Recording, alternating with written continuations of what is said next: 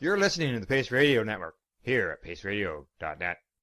The views expressed by the individuals during this broadcast are their own opinions, and they may not be the same as those of their group or other organizations they may be involved with. All medical advice during our broadcast is not a medical opinion and should be checked with your medical physician.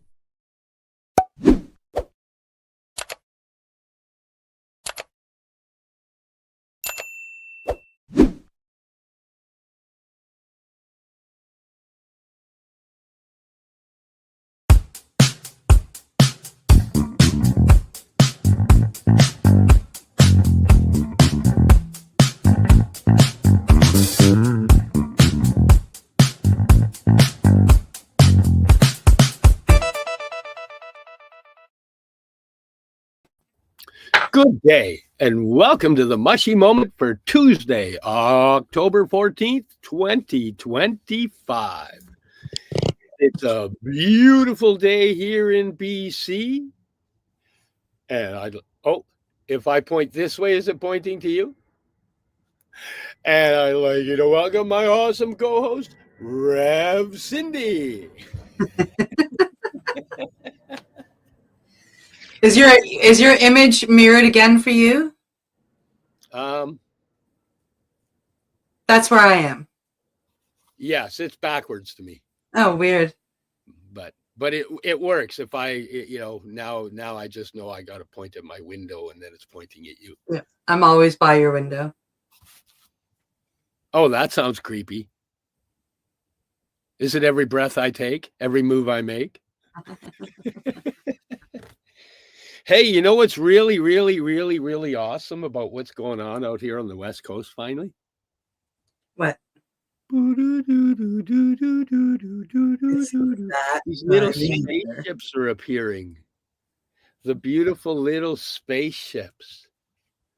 So yesterday, I went and gathered a few of these, and I gathered some bullets, and I saw some Liberty caps, some actual real wild Liberty caps. Didn't pick them. You haven't seen those around in years. But it was kind of cool to actually see some Liberty caps. But the mushroom season is here. It's morels and geez. Yeah. Oh, did I freeze? No. Oh. The cat jumped down. Oh. I'm thinking of getting one big enough to wear as a hat. Why not just get one made? A hat that looks like an amanita. Possibly. Don't you know somebody that makes hats? I do. I'm waiting to be surprised with one already, actually. I have no idea what it's going to be, but I'm pretty sure it'll be awesome. Yeah. I must say I'm a little what is the proper term? A little envious. I'm excited for you, and I'm going to be like, oh, I want one too. But, I can't wait to see what it looks like too. I imagine it's going to be amazing. I've seen some of her work. Yes, I think it's going to be incredibly awesome. It is. Yeah. Oh, we got to get prepared to do stuff that we're going to do. Right. Well, because there's a great segue from the mushroom season to our first story. Yeah, we're going to do some news stories today. So coming to us from the CBC this time, police seize 14 kilos of magic mushroom psilocybin in raids on 9 Ottawa dispensaries. The Ottawa police seized over 14 kilograms of magic mushrooms in a series of raids last week that came in response to recent arson attacks on illegal dispensaries in the city. The Ottawa Police Services OPS, I guess that's her name, Street Crime and Drugs Unit executed search warrants at 9 locations suspected of selling psilocybin on Thursday and Friday, OPS said in a statement Monday. Wouldn't they be selling it all week? Why would they only sell it on Thursdays and Fridays? As well as seizing large quantities of dried mushrooms, officers also seized over $10,000 in cash and other psilocybin-based products, including capsules, beverages, edibles, and vape pens. 9 people were charged with possession of illegal drugs for the purposes of trafficking and possession of proceeds of crime. Psilocybin, the active compound in magic mushrooms, is a Schedule III controlled substance, meaning it's illegal to possess without a prescription. Dispensaries selling magic mushrooms are illegal, but have nevertheless opened in many Canadian cities in recent years, including Ottawa. At times, police have appeared to tolerate the illegal storefronts while focusing enforcement resources on more harmful drugs, but recent fires at dispensaries have attracted their attention. Yeah, while synthetic opiate traffickers, such as those dealing fentanyl and organized crime groups, continue to be top priority, those involved in the drug trade who engage in violence or activities that threaten public safety also become top priority for our teams. This is coming from Staff Sergeant James McGarry of the OPS, or in an OPS release. McGarry confirmed to CBC that last week's raids were directly linked to the arsons. Over the last month or so, we've seen an uptick in violent arsons targeting mushroom shops, which naturally would bring those locations to our attention at a higher priority scale, he told CBC in an interview Monday. We determined that in the best interest of public safety, it was time that we started addressing community concerns. The OPS arson unit is investigating fires at dispensaries on Bank Street in Centertown, on Rideau Street near Dalhousie Street, and on Preston Street south of Highway 417, all of which occurred last month. Similar incidences have also been reported in Toronto. The OPS is also threatening to bring criminal charges against property owners and landlords who knowingly allow illegal drug sales on their premises. That'll be another story opening up, I have a feeling.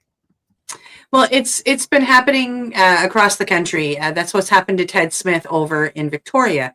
He's had to move his dispensary over there, his Compassion Club, more than once due to being threatened through the landlords. And the landlords, of course, want to keep their businesses and whatnot, and they don't care what Ted did, but at the same time, they don't want to lose their shirt because they're renting to him, which is understandable. Everybody's always understood. But yeah, they've been going after. They've done it here as well for pharmacists with Chris Enns. They went after the landlord to try and get him evicted. Yeah, I guess. However, you got to make it happen if you're trying to shut things down. Yeah. Hopefully we'll learn. Safe supply keeps people alive. Street drugs kill a lot of people. Yeah.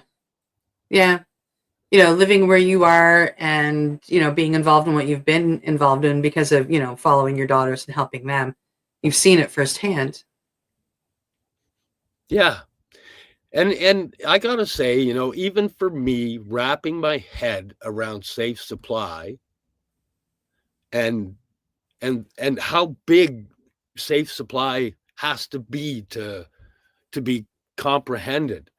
I'd made a post and I'd made a comment about, I was seeing there's glitches in the system. And one of the glitches is people on fentanyl are given Dilaudid, but the Dilaudid isn't strong enough for a lot of the people that are on fentanyl. So they get on the program, they get their Dilaudid, they go out, they sell the Dilaudid, and they go and buy the fentanyl. And to me, I was looking at that as a failure.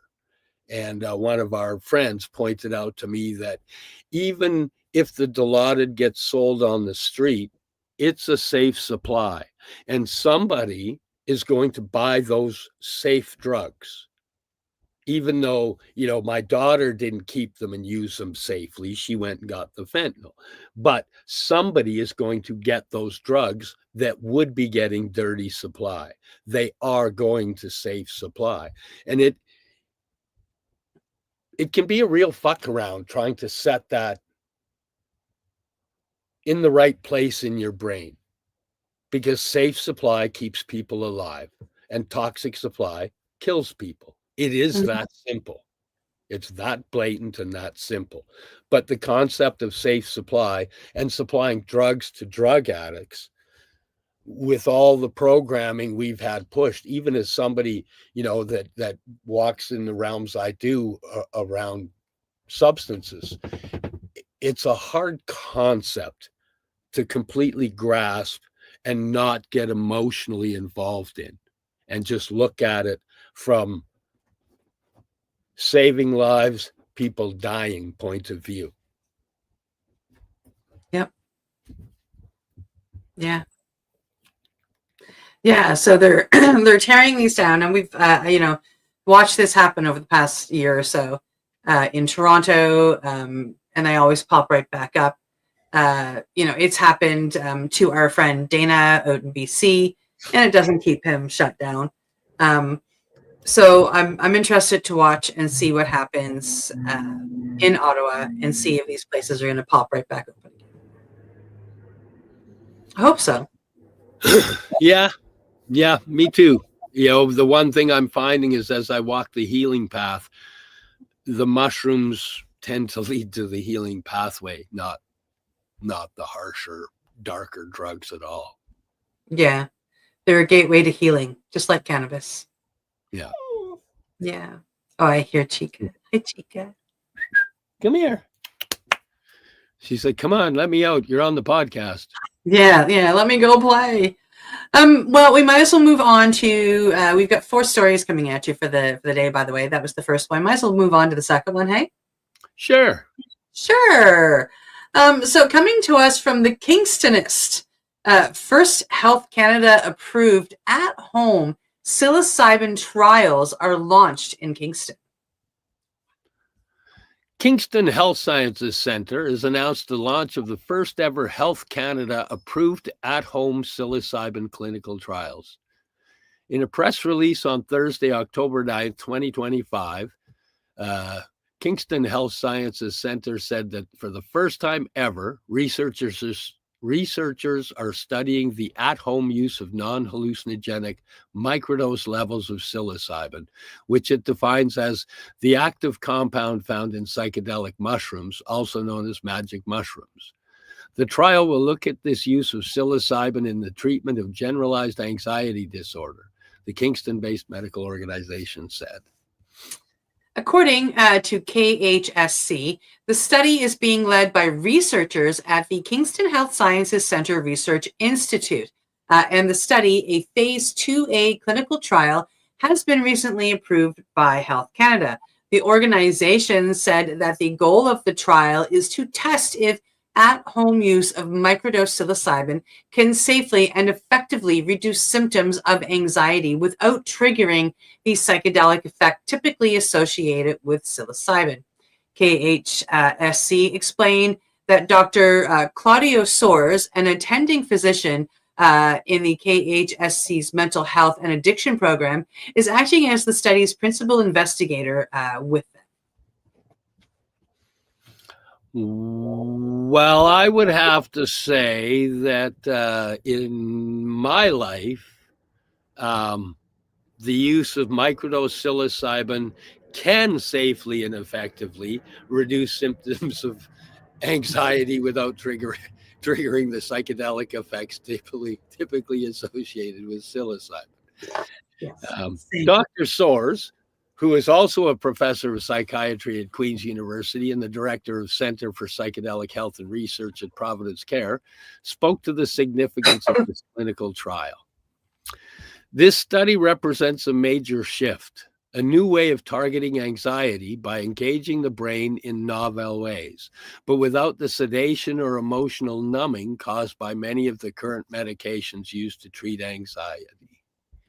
KHSC said that generalized anxiety disorder affects around 5% of Canadian adults, or more than 1.6 million people, disproportionately affecting women. The organization explained that despite those facts, treatment options currently available can be slow to work and come with side effects that make long-term use difficult to tolerate for some individuals.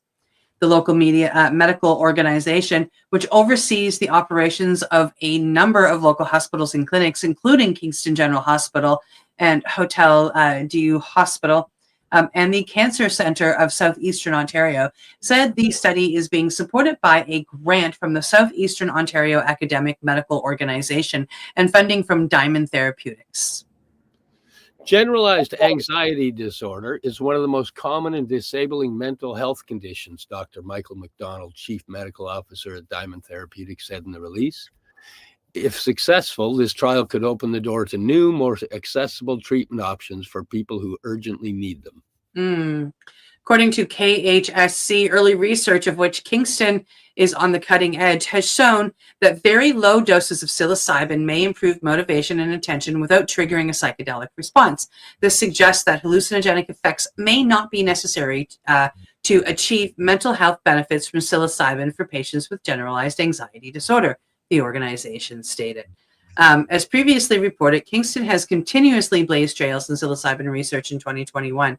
Queen's University began research into the medical applications of psilocybin, with the Faculty of Health Sciences at Queen's University posting itself at the forefront of the field, Dr. Jane Philpott said at the time. Queen's and KHSC launched a study into the effects of psilocybin in treating alcohol use disorder back in April of 2023. The same year, the Numa Center and Atma Journey brought psilocybin research trials to Kingston. And last year, the Center for Psychedelic Health and Research officially opened at Providence Care Hospital. KHSC is continuing Kingston's leadership role in the ever-expanding field of study. As one of the largest mental health research trials currently underway at KHSC, the study represents an important step in advancing evidence-based innovation in psychiatric care and speaks to the role KHSC RI plays in driving mental health research in Canada. The trial will enroll up to 60 people and will involve a 4-week treatment period. That treatment period will be followed by either an extension of the treatment for 4 additional weeks or a placebo, all depending on random assignment, according to the release. Participants will take the medication at home and are not aware of which group they were assigned, KHSC explained. Researchers are currently looking for adults living with generalized anxiety disorder to join the study. Those who would like to learn more or participate can email the research team at cs.research@queensu.ca. Promising new therapies such as this need to be evaluated in trusted institutions that place patient safety, rigorous science, and ethical oversight at the center of everything we do, said Dr. David Pecora, President and CEO of KHSC. By leading this study, KHSC and the KHSCRI are ensuring that the search for innovative treatments happens in a safe, transparent, and responsible way. Well, isn't that interesting? I think that is incredibly awesome. Yeah. Somebody who's been microdosing for a long time, for anxiety and panic attacks and PTSD and concussions, etc., and has seen the massive changes that they've had in my life, as well as just the circle I'm in and watching the people heal utilizing microdosing, watching what the changes make. I think it's beautiful that it's getting to this level where they're going to do this. This is beautiful. Yeah. Wow. Yeah. It's for a couple of years now we've been watching a lot of studies and a lot of experimentation with macrodosing. They've created the 4-ACO DMT, which is synthetic psilocybin. And they've been dosing people with that and running studies with that. And everything's been about, 5 grams or, the equivalent of 5 grams plus. So it's nice to see the research really coming home, no pun intended, with a microdose study. Because I, like you, understand the concept of microdosing and what it can do for the human brain. Well, just out of your own experience, what have you found that it's done for you? Oh, I've tried it in a number of different ways, but in between macrodosing, it helps me to hold on to the healing I've done. It helps me to integrate what I've gone through on that level. It is, for me, an anxiety medicine. And I find if I'm going into social situations, a 100 milligram microdoses, which is 1/10 of a gram, helps me to alleviate the majority of my social anxiety, heading into, a large crowd. And other kinds of anxiety as well. But I mean, like my first real true notice of a microdose and what it could do for me, I was heading into a craft fair, which I love and I hate because of the people. I mean, I like to go to these things, but if they could clear everybody out and just let me shop for an hour by myself, which doesn't happen, right?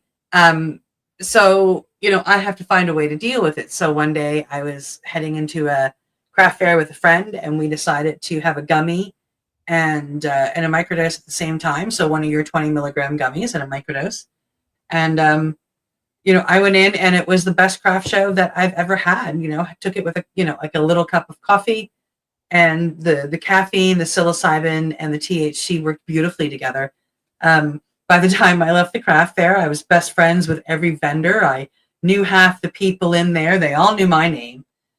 And I mean, I had a blast, and so did everybody that I encountered and the friend that I went with. And so that's just the beauty of, what can be done for anxiety. Yeah, it literally changed my life. 3 years ago, for many years prior, you would not catch me in a mall for at least 2 weeks of the Christmas season before Christmas. Couldn't go into that environment. It was just too loud, too fast, too much chaos. It was overwhelming to me. And last year, I went to the mall so that I could go and people watch.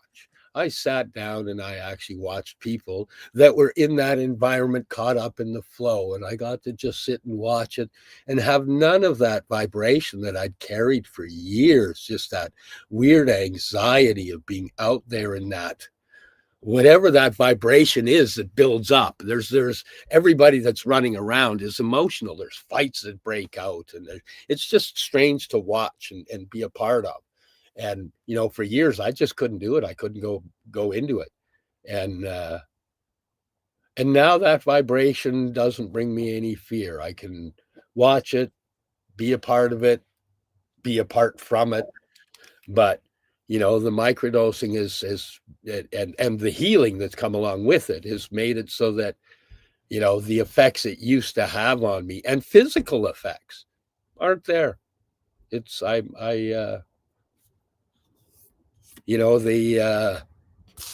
I'd used medications prior to microdosing, and the medications didn't do it for me. They didn't allow me to just be able to go into that environment with a calm being okay. It was actually, some of them wouldn't allow me to go into the environment because I was just kind of sitting there. It was really hard to do anything. But Yeah. should we go to a commercial break right about at this time so that we can let everybody view the fine sponsors of the Mushie Moment program? Absolutely. You're listening to the Pace Radio Network here at paceradio.net. Limestone City Hydroponics is Kingston, Ontario's hydroponics shop. Take your growing to the next level and create the optimal environment with a tent kit, or maximize your yield with an ebb and flow flood table kit. Either way, Limestone City Hydroponics has more sizes and options to fit your needs. Are you looking for the power of the sun that adapts to your budget? Then look no further, as they have professional grow lighting. They have indoor grow systems that are easy and cost effective, with many options to fit your living space and lifestyle. Cultivate your growing potential. We have everything you need to succeed. And if you can't make it to the store, they offer local delivery to the greater Kingston area. Remember, when you're looking for experts to help you grow, then look no further than the locally owned Limestone City Hydroponics, 105 Sunderland Drive in Kingston, Ontario. Call them at 613-548-0420. Are you looking to get your medical cannabis grow license? Limestone City Hydroponics can help patients through the process of obtaining their license to grow medical cannabis. What's that? You don't have a doctor. If you meet the medical criteria, Limestone City Hydroponics has a nurse practitioner who can assess and provide medical cannabis prescriptions. What are you waiting for? Contact Limestone City Hydroponics at limestonecityhydroponics.ca or call them at 613-548-0420. What do you find at paceradio.net? People advocating cannabis education. Enjoy the buzz of legalization with Campbellford Lifestyle Shop. From lights to plant nutrients, books, consumption accessories, and more, we've got all your basics to grow or consume cannabis. Visit our info center or take a look at our piercing services and body jewelry, now available in-store through Campbellford Lifestyle Shop, 17 Bridge Street West, Campbellford. Rerolled Saturdays. Check it out. Nothing but non-stop cannabis and psychedelic programming. Find it at 420pace.ca.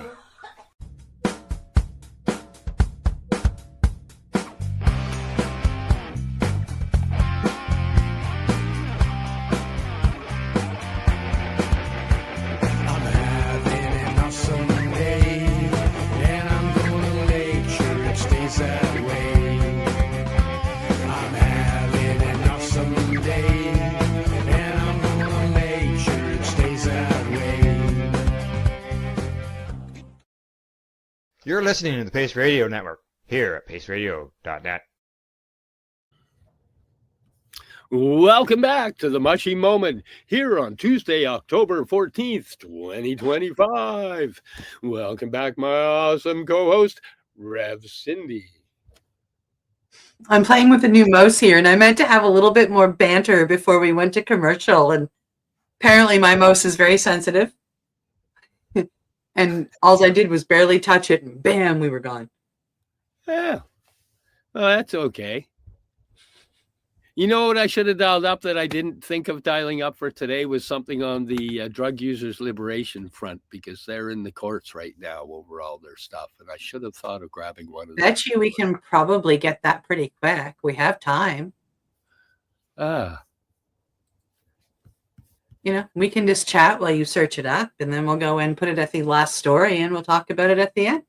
Okay, let's do that. Let's do that. Wow. Yeah, because their Drug Users Liberation Front was some guys here in Vancouver that wanted to here we go. I'll grab that one. We'll see about it. I'll just post that over. They were trying to supply safe supply to people, but they they were using a safe supply that a lot of people aren't ready for yet, which is basically everything. They were buying drugs, illegal drugs, dark web, getting things tested, making sure stuff was real, and then, selling that to the people on the streets. They weren't making any profit on it, but okay. We'll talk about it with the story. Okay. Yeah, that was only shared yesterday, so that's good. It's a good story. But as for now, we'll head into the next story, coming to us from Eureka Alert. And it's psychedelics offer new therapeutic framework for stress-related psychiatric disorders. It's a peer-reviewed publication. Changchun Jillian, China, 14th of October, 2025. A peer-reviewed viewpoint article published today in Psychedelics by Professor Wang and his colleagues examines the therapeutic potential of psychedelic substances for treating stress-related psychiatric disorders through novel neurobiological mechanisms. The analysis synthesizes current evidence on how compounds like psilocybin, LSD, MDMA could fundamentally alter treatment paradigms for depression, anxiety, and post-traumatic stress disorder. The authors emphasize that the chronic stress represents a major contributor to psychiatric illness worldwide, with persistent activation of the hypothalamic pituitary adrenal, or the HPA axis, leading to structural brain changes.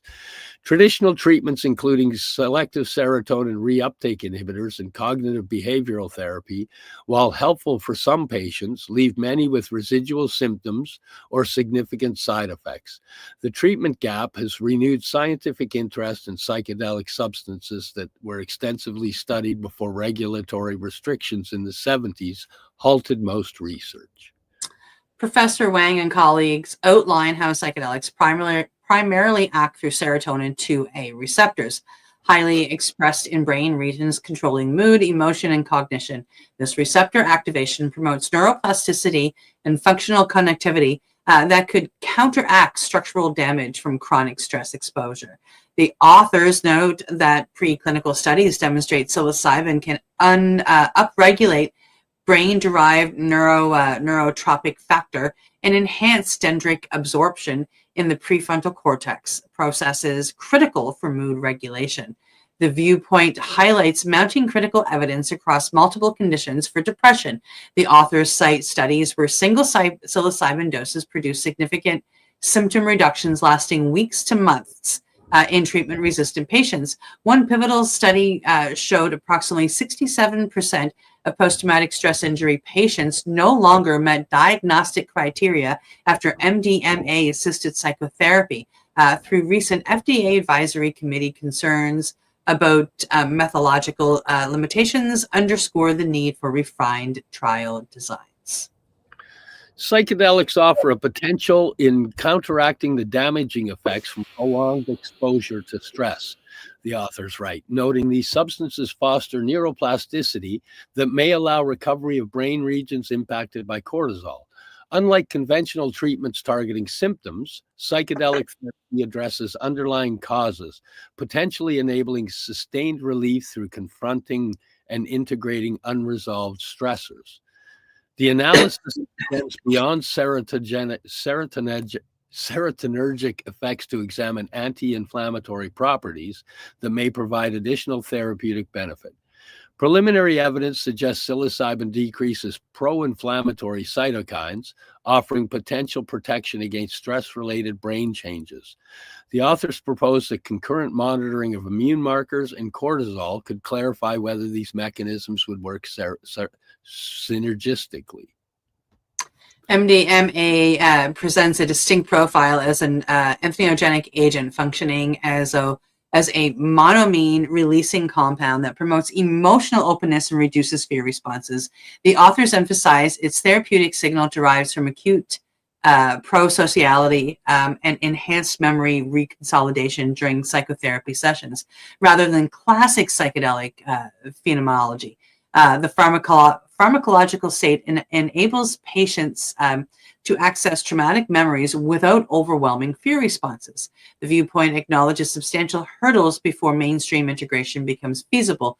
Current Schedule I classification severely restricts research and therapeutic implementations, though evolving policy experiments in Oregon and Colorado suggest regulatory framework may emerge. The authors stress the need for specialized therapeutic training, noting psychedelic therapy differs quality from traditional verbal psychotherapy and approaches. And I will be right back as my doorbell just rang. Okay.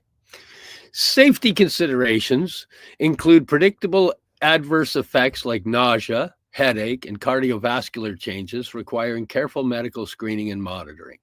The authors advocate for standardized protocols, enhanced safety monitoring, and strategies to manage expectancy effects that complicate efficacy interpretations. Longitudinal studies comparing psychedelic-assisted therapy with conventional treatments across psychiatric diagnoses remain essential. Professor Wang and colleagues identify critical research needs, including biomarker development for personalizing treatment, optimizing of dosing regimes, and investigation of genetic factors influencing response. They emphasize interdisciplinary collaboration across neuroscience, psychology, engineering, and pharmacology will advance understanding of stress-activated neural circuits and plasticity mechanisms. This viewpoint article represents a critical synthesis of the current state of knowledge in psychedelic therapeutics, providing researchers, clinicians, and policymakers with a comprehensive framework for understanding these substances' therapeutic potential.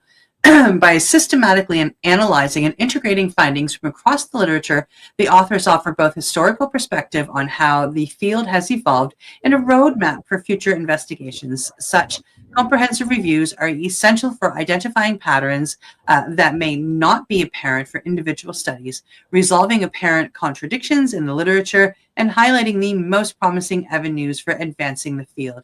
The synthesis presented here serves as a valuable resource for both newcomers seeking to understand the field and experienced researchers looking to contextualize their work within the broader scientific landscape.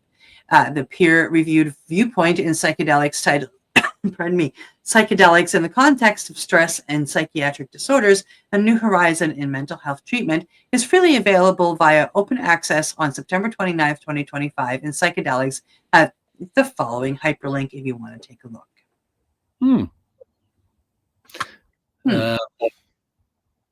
The Journal of Psychedelic and Psychoactive Drug Research is a peer-reviewed medical research journal published by Genomic Press, New York.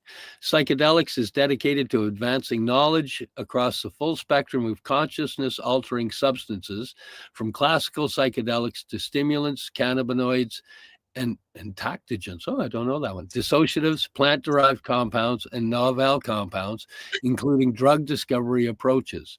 Our multidisciplinary approach encompasses molecular mechanisms, therapeutic applications, neuroscientific discoveries, and socio-cultural analysis. We welcome diverse methodologies and perspectives from fundamental pharmacology and clinical studies to psychological investigations and societal historical contexts that enhance our understanding of how these substances interact with human biology, psychology, and society. Well, I like that. Yeah. It's nice to see all of the science and that coming out, because there are a bunch of us that couldn't wait for the science. And we started on our own, and we walked pathways where there wasn't a lot of people had walked the pathways. And now it's nice to see that, you know, the walking that a bunch of us did as individuals or in underground groups, you know, it paved the way so that people had to notice, or this wave wouldn't be happening. People had to notice the people changing, or the wave wouldn't flow. Yeah. You know? So it's beautiful. People are healing, not just being medicated. You know, and don't get me wrong, there's a place for medications, there's a place for pharmaceuticals, but, you know, 90% of it, the place is not in healing, it's in medicating a symptom. And if a person is looking to heal, you know, you heal yourself. Your body heals you. You need the right things in your body to heal you. And sometimes finding those right things are not very easy. But, you know, and in the meantime, medicating till you find them, great. But, you know, always look for what can heal you. You need to find what can heal you. That's my rant for the day. Hope you like it. Steve, TED Talk by Steve. Yeah, it's nice to see the science catching up. I'm all for that. I'm not sure if they will ever feel that they've caught up study after study. That's how people make money in that field. But it's nice to see that it's coming out in favor, no matter what they're trying to prove. Yes. And, you know, you and I know the studies are going to come out with positive results. And whether or not the medical society or whichever society runs with that to you know, bring it into the public to be utilized, the substances are always available and can be found even in the way that we found them. And then there's people like us that are promoting it and going, no, this needs to be out there, and we'll suffer morality over legality. And more of that'll happen as more people heal. The people around you go, what are you doing? What do you do? How are you doing that? What you're changing? What's going on? What have you changed? And as long as the science proves that it's okay, the people that are on the sidelines hesitant will help themselves heal. Because right now they're just watching. Well, we've seen you've made changes, but the science. And if I'm a nut, I can dive into the science and find it and go through it. But a lot of people can't. They want science to tell them it's okay. So, at least now the science is coming along, so the science can tell them, yes, it's okay. Yep. Yeah. It's nice to see for those that need it. That's for sure. Beautiful amanitas. We're going to head along to the next story because we added one to the end. So we might as well move along just a little bit quicker just to get all of them in. So coming to us from Manga Bay, the hidden environmental costs of psychedelics. The world's appetite for transcendence is endangering the very organisms that once mediated it. From the Sonoran Desert to the Amazon basin, plants and animals that produce psychedelic compounds, peyote, ayahuasca vine, iboga, even a toxin-oozing toad are under pressure. As psychedelic therapies move from ritual to clinic, their biological sources are succumbing to over-harvesting, habitat loss, and the cultural extraction that accompanies demand. Peyote, long sacred to Native American communities, grows slowly, and it takes years to recover from a single cut. Yet its crowns are sold by the million each year to supply religious ceremonies and increasingly seekers chasing a fashionable plant medicine experience. The ayahuasca vine, once limited to Amazonian forests, now fuels a global wellness industry whose retreats multiply faster than the lianas they depend on. In Gabon, the iboga shrub, central to the Bwiti spiritual tradition, is being uprooted to feed the global market for its anti-addiction alkaloid. Even the Sonoran Desert toad has not escaped commodification. Its secretion, rich in the hallucinogen 5-MeO-DMT, is collected by milking wild toads, often fatally. Yeah, it's heartbreaking.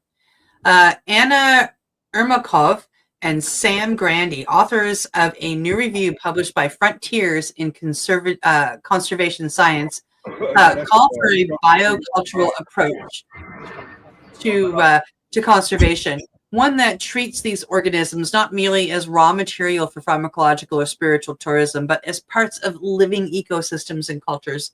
They urge long-term ecological monitoring, sustainable cultivation, and policies rooted in indigenous stewardship. Synthetic chemistry may ease pressure, but it cannot replicate the entwined cultural and ecological relationships that have evolved over centuries. The modern psychedelic renaissance has revived interest in substances that reveal hidden connections between self and nature.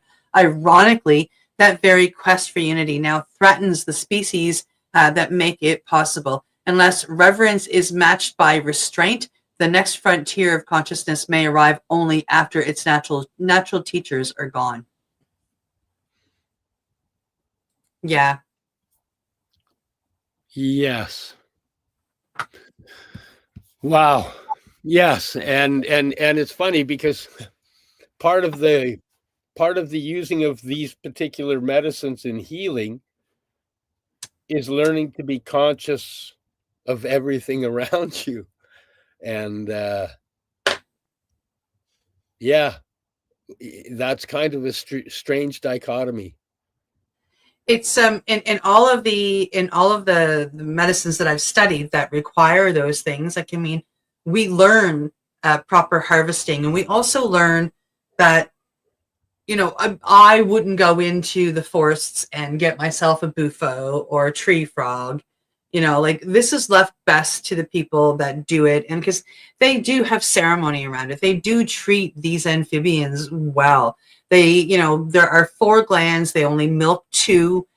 They understand that these amphibians can't be moved more than 50 kilometers or 50 miles, from their home. So like a lot of these landowners that we have heard about through friends of ours in the Comcat, they milk them on their own land, and they don't allow anybody else to come on their land. That's their land. They milk those toads. They keep them. They look after them. They are the keepers of that medicine.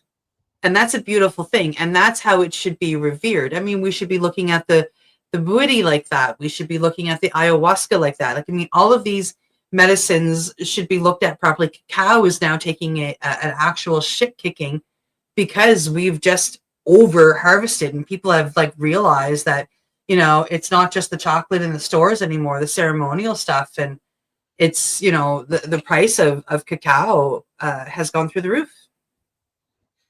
Yeah, and some of it's been I'm noticing in the groups that people are asking more. Hey, does anybody know where we can find ceremonial? What's going on with this? We need to be careful. Everything. Yeah, that's why I'm really proud of the courses I've taken because they teach the reverence and they teach respect. They teach, making sure your source of your medicine, whether you are getting the synthetic 5-MeO or the natural 5-MeO. Make sure I know my source of combo of cacao. These are beautiful of Hapé and Sinonga. They're beautiful medicines, and getting them so they, knowing that you've got them, that they are grown or harvested or collected with reverence and respect and prayer, you're getting a good, loving product. And it's one of the things that, integrity brings us is knowing where our medicines come from and holding them as we serve them in that same reverence. Hi, Chica. Here I am in a beautiful, TED Talk of my own, and she just agreeing with me. She's like, yes, oh, that's funny. It is. Yeah. It is. Wow. Well, yes. I really would like to get on to, and unless you have something to say, I'd like to move on to the last story. No, let's go to the last one.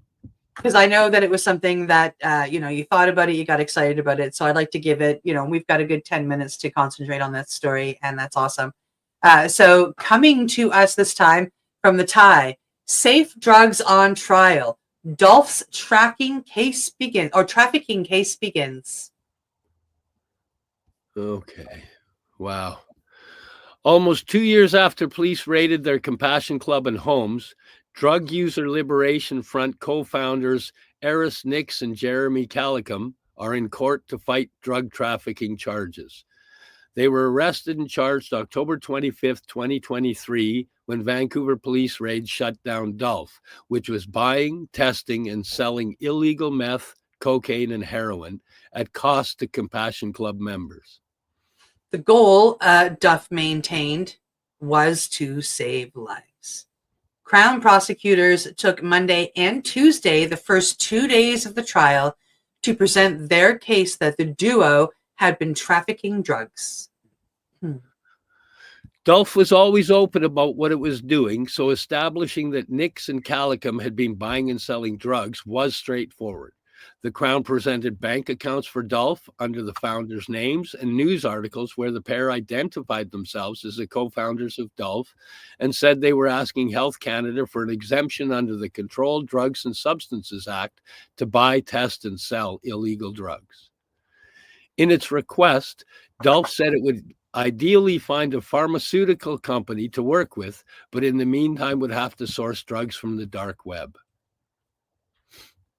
The Crown's case even included a recording where Nix and Calcium openly spoke with Vancouver police officers about buying drugs from the dark web with the intent to test and sell them to Compassion Club members. The Crown called 2 Vancouver police officers, Sergeant Mike Chia and Deputy Kenneth Lee, who confirmed their investigation and subsequent raids found Dolph was buying and selling meth, cocaine, and heroin. However, Dolph's lawyers are arguing Nix and Calicum were allowed to provide the drugs because they were operating under an exemption under the Controlled Drugs and Substances Act that let them test drugs during the toxic drug crisis. Dolph was founded in the fall of 2022 by Nix and Calicum in response to the deaths caused by the unregulated and increasingly toxic drug supply. According to the BC Coroner Service, when Dolph was formed, about 11,800 British Columbians had been killed by unregulated drugs since 2014. Holy cannoli. When fentanyl started appearing and killing people. By the time they were arrested, roughly 1 year later, the death toll had jumped to more than 14,500. As of August this year, more than 18,444 people have died. To reduce deaths, Nix and Calicum decided to buy drugs, test them, and sell them at cost to 47 Compassion Club members who were over 18 and already using unregulated substances, meaning they were at high risk of overdose and death. Dolph relied on donations to buy the drugs and did not make any money on the sales. This strategy worked. Yeah. Dolph produced a peer-reviewed study that showed after about 1 year, zero of its Compassion Club members had died. Members reported having fewer overdoses and engaging in less crime. Although they bought the drugs from the dark web using cryptocurrency, Dolph never worked in the shadows. From the start, Nix and Calicum were in contact with Health Canada, submitting the request to be exempt from the Controlled Drug and Substances Act. Health Canada denied that exemption, and Dolph challenged that decision in a separate court case that took place in April of 2024 and is still awaiting a decision. If Nix and Calicum are convicted of trafficking, there are plans to challenge the constitutionality of the Controlled Drugs and Substances Act. Dolph also worked with Vancouver Coastal Health to offer other harm reduction services, including drug checking and an overdose prevention site where people could use drugs and have someone intervene if there was a medical emergency. Vancouver Coastal Health leased Dolph space in the downtown east side at 390 Columbia Street to run these services. Dolph stored and sold tested cocaine, methamphetamines, and heroin to its Compassion Club members from this site. The health authority did have an exemption from the Controlled Drug and Substances Act to let it set up drug checking and consumption sites based on urgent public health needs. Dolph's lawyers are arguing that this exemption meant Nix and Calicum were providing the drugs legally. Yeah. The work we're doing is an advanced form of drug checking, Nix said in a conversation between herself, Calicum, and Vancouver Police Department Inspector Phil Hurd and Staff Sergeant Jason Chan in a recording that was played in court on Tuesday. Dolph's defense lawyers presented emails that showed Dolph worked to have an open and ongoing relationship with the VPD. In a recording from August 21st, Nix and Calicum explained to the officers that they were buying, testing, and handing out free drugs at protests, but they wanted to start a compassion club following the same model. Nix adds that Dolph is a pretty small fish given the scale of drugs in the downtown east side.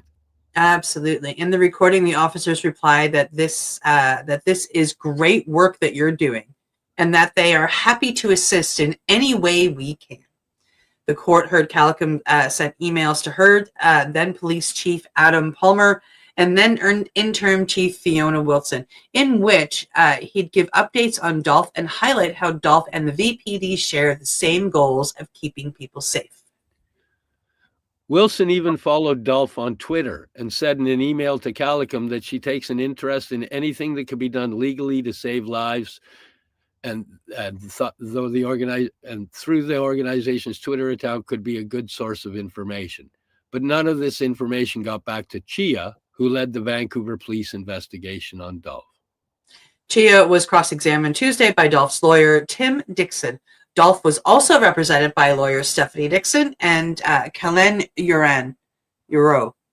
In court, Chia said he couldn't remember if he had spoken to Heard or Wilson about Dolph before or during the investigation. He also said he researched Dolph online, but never saw Dolph's website, which also laid out exactly what Dolph was doing. Really? Your Google search never turned up Dolph.ca? Asked Dixon. Chia said the VPD hadn't paid much attention to Dolph until Economist published a feature about Dolph on September 8th, 2023, which said Dolph was operating out of a storefront in Vancouver. That made the VPD concerned that if it didn't act, there could be copycats who opened similar storefronts and sold drugs, he said. Chia said what could happen to Dolph's Compassion Club members if they weren't able to access tested drugs was outside the scope of his investigation. The Economist was far from the first news outlet to write about Dolph. Dixon asked Chia if he'd read the articles from CBC, Canadian Press, Vancouver is Awesome, National Observer, Guardian, Toronto Star, Filter, or the Tyee that came out before the Economist article. But Chia said he had not. Wow, that's a lot of articles to be ignoring at the CBC at that, right? While the VPD was investigating Dolph, then BC United Party leader Kevin Falcon and current federal conservative leader Pierre Poilievre were critical of the partnership between the Vancouver Coastal Health and Dolph. Vancouver Coastal Health had given Dolph $200,000 so the site could run drug checking and harm reduction services. VCH and Dolph said the money was never used to buy drugs. VCH canceled its financial partnership with Dolph shortly after the politician's comments and ended the lease at 390 Columbia Street. Chia said he didn't speak with Vancouver Coastal Health during the investigation and wasn't aware of the exemption from the Controlled Drugs and Substances Act. Do you know of any organized crime in the downtown east side that has partnerships with health authorities? Dixon asked Chia, who said he didn't. Chia said he also wasn't aware that Dolph was being kicked out of its storefront. Nix and Calicum were arrested 6 days before they would have had to vacate 390 Columbia Street. Their trial is scheduled for the next 2 weeks, but will likely wrap up before then, with Justice Catherine Murray expected to announce a verdict a few weeks after the trial ends. Interesting. Wow. Yeah, that one hits home for me. Yeah, it would. I've met a lot of people through my daughters in addiction that are no longer with us. I know many people that have overdosed over and over and over again because it's toxic. And most of those people that died is because it was toxic supply. And, you know, even the news runs a story on people that thought they were buying cocaine and ended up dying from fentanyl overdose. But if they were getting a clean supply, they would still be alive. Yeah. So, I remember in the last couple of minutes, I just want to, reiterate a story that you and your daughters have told me. More so you than your daughters. They get quite emotional when you reiterate this. But you told me a story of when they were first on the streets, first in addiction, and you took pizza and coffee down for them and their friends. And they had this little circle of friends that all had their tents together, and they were supporting each other. And you're to that group of children, because they are all kids. Like, I mean, I don't care how old they get. They're kids to us. So that group of kids, your two daughters are the only people alive still. And that's huge, because that wasn't a small group of kids that you told me about. You know, there were 6 or 7 or 8 of them, and it's your daughters that are alive. Yeah. So this all hits home for me. Yeah. And yes, I'm an advocate for safe supply. Me too. Me too. It's easier to get off a safe supply. It really is. Yeah. And it's easier on your body to be on a safe supply. Fentanyl, and there's not just fentanyl out there now. There's so much of it. Carfentanil, and then they've got them laced with crazy things that turn you into a zombie for 8 to 12 hours. And It's the stuff scary. that's causing people's skin to blow off, Yeah. and the trank. You see the people just frozen in positions that no body should be in, and they're just frozen there for hours. It's yeah. It makes for a sad place in our society. It shows the shortcomings that we have as a society, because really that shouldn't be out there. That's mental health issues. That's addiction issues. And we should be repairing those. Here, here. Beautiful things can come when you repair those things. Yes. I just want to take a moment and give some love out to Matthew and Carolyn, who are here showing us some love. And Carolyn says, "Hey, doll," which is me, and Steve, which is him. Hey, Carolyn. Hey, Carolyn. Hey, Carolyn. Thanks for always supporting us. You're awesome. Yeah, you rock. And with that, I really should point up here. Thank you, one and all, for showing up and hanging out with us on this podcast. And we'll see you next week. Same bad place, same bad time, doing cooler stuff. Hopefully. Bye. You're listening to the Pace Radio Network here at paceradio.net. The opinions of the individuals during this broadcast are their own, and may not be the opinions of their group or other organizations they may be involved with. All medical advice during our broadcast is not a medical opinion and should be checked with your medical physician. Enjoy the buzz of legalization with Campbellford Lifestyle Shop. From lights to plant nutrients, books, consumption accessories, and more, we've got all your basics to grow or consume cannabis. Visit our info center or take a look at our piercing services and body jewelry, now available in-store through Campbellford Lifestyle Shop, 17 Bridge Street West, Campbellford. Limestone City Hydroponics is Kingston, Ontario's hydroponics shop. Take your growing to the next level and create the optimal environment with a tent kit, or maximize your yield with an ebb and flow flood table kit. Either way, Limestone City Hydroponics has more sizes and options to fit your needs. Are you looking for the power of the sun that adapts to your budget? Then look no further, as they have professional grow lighting. They have indoor grow systems that are easy and cost effective, with many options to fit your living space and lifestyle. Cultivate your growing potential. We have everything you need to succeed. And if you can't make it to the store, they offer local delivery to the greater Kingston area. Remember, when you're looking for experts to help you grow, then look no further than the locally owned Limestone City Hydroponics, 105 Sunderland Drive in Kingston, Ontario. Call them at 613-548-0420. We are people advocating cannabis education here at paceradio.net.